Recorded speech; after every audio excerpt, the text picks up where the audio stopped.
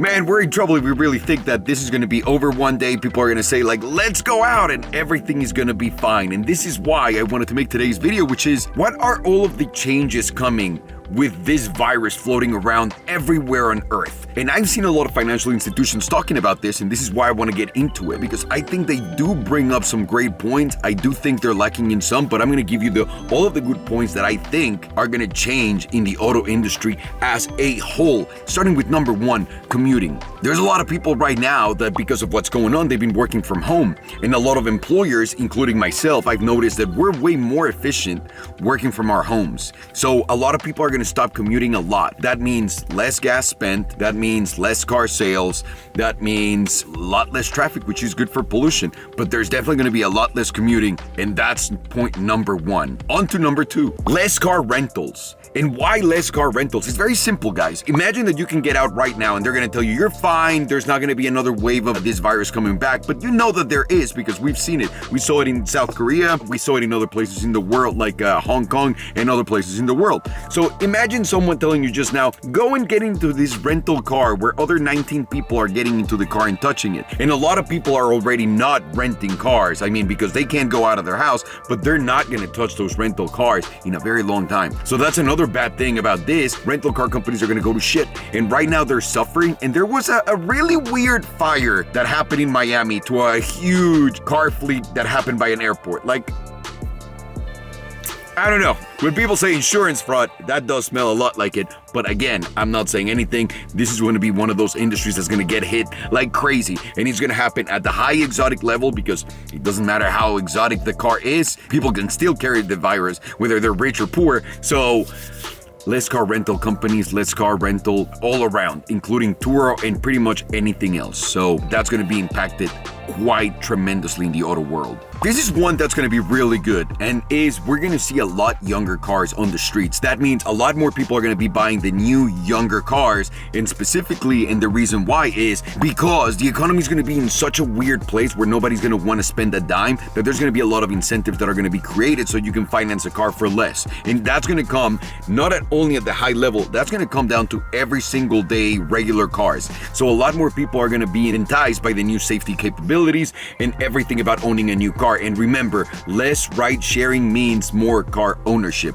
So we're going to see a lot of that happening. We're going to see a lot of newer cars coming out simply because stimulus package most likely will include at some point, or at least some of that talk will revert back into car financing, leasing, and all that good stuff. And that'll make cars more attainable and will push people to get the car that they want and that they need to commute instead of renting, ordering, or getting into an Uber. So that's another great point. We're going to start seeing more trucks and more vans, and they're going to be sold more, and the reason why is very simple. Number one, gas prices are the cheapest they've ever been in a very long time. So if we're looking at a barrel that's about like $10 to $20, there's no reason for people not to spend the money, right? Also, because of everything that's going on, we're going to rely a lot more on transport industries, and that means me sending you something without me having to go see you. So more companies are going to be enticed to buy a big truck, a big van, so they can send more stuff, because logistics is a business that's going to be growing after this happened. Simply because, number one, gas prices are so cheap, the roads are more empty, and again, logistics are going to have a major spike in these downtimes, and especially with what we're seeing right now. The next one is a scary one, because we're going to see fewer car companies in this world, and that means a few companies are going to go belly up. And how can they not? I mean, these companies have thousands, if not hundreds of thousands of people that work for them, and they all got to be paying those people. And if not, at the very least, if they're letting go of 50% of their staff, that means they're going to have to hire at 50%. And what's going to be the ability for them to hire? And you're thinking probably like, oh, they're going to hire just the same people that lost their job, and that's not true, because of many different factors that I'm not going to touch on right now. But the fact is, major car companies and smaller car companies are on the verge of disappearing or merging with other car companies, because the massive overhead that requires to manage a car company like Volkswagen, for example. Like, they're spending billions of dollars a month without having any revenue coming in. A lot of these companies are going to start falling like dominoes. Once the first one goes down, the other ones are going to follow, or we're going to see a lot of mergers. And mark my words on this one, this is not something that's going to get resolved really fast. So just looking at a real case scenario, less car companies, which is not good. I like competition. I think that's what made cars so good recently. So Lots of changes to our world, that's for sure. Well, we're talking about less car companies. Of course we're gonna see a lot less dealerships. I mean, think about this. A dealer is someone who's buying cars from the big company but at a lower markup, right? So instead of buying a Reventon or a Lamborghini Aventador for $400,000 from Lamborghini, let's say, idiotic reasons, they buy it for $200,000. So they have the inventory already paid for. Every single car that you're seeing at a dealer, for the most part, are all cars that the dealership had to pay for. Also with their employees, also their servicing centers, also the rent.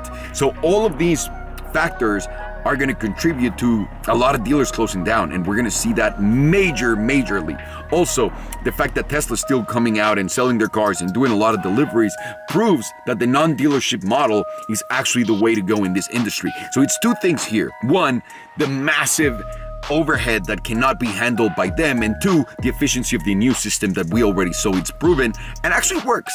So a lot less dealerships, unfortunately, it's going to be for us something that we're going to have to deal with in the future, which is crazy. It's crazy to think about that. And obviously a lot less sharing, and that means less Ubers, less cabs, less public transportation, less any of that, less carpooling, less of that. People don't want to be and are not going to be willing to jump into the risk of getting sick with other people in public immediately. So we're going to see a lot of these changes happening for sure, because people don't want to share rides anymore. So I'm wondering how that's going to affect the economy of the Uber driver, of the cab driver, if those guys are going to be really hit as hard as we really think they are. Because I find it really hard to believe that people are going to be fine after all the death that they're seeing in front of them and just go like, it's fine, I'm going to get in this Uber with this random guy that I've never seen in my life, and he's going to take me from here for 45 minutes in there in a car with closed windows and all that stuff. So that's going to be another big change we're about to see. And obviously, last but not least, and I don't want to touch on it right now within all the prices and everything, we're going to see a major drop in all pricing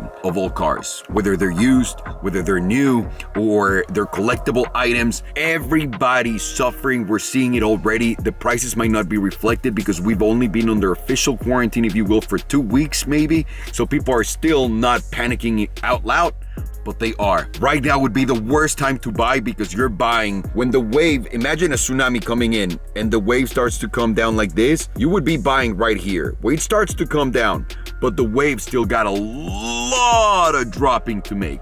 So if you're thinking about making a purchase right now, whether it's a house or a car, do not touch it. And those are the immediate future changes that we're gonna see in the auto industry. And it's really fucking scary to see how something that we've always taken for granted is about to take such a big hit. Am I missing any points? What do you guys think about the points that I made? This is up for debate. I'm always curious to hear your opinion, so please let me know in the comments down below.